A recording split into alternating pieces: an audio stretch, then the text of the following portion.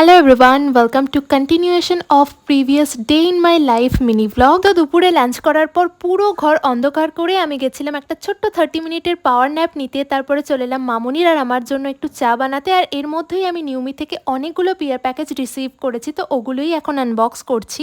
আমার পুজোর শপিং তো নিউমি করে দিচ্ছে, আর তোমরাও যদি পুজোতে নিউমি থেকে শপিং করো তাহলে আমার কোডটা ইউজ করতে পারো Gloria100, তাহলে তোমরা 10% অফ পেয়ে যাবে অন এভরি অর্ডার। এরপরে আমি সোজা চলে এলাম রান্নাঘরের ডিনার বানাতে।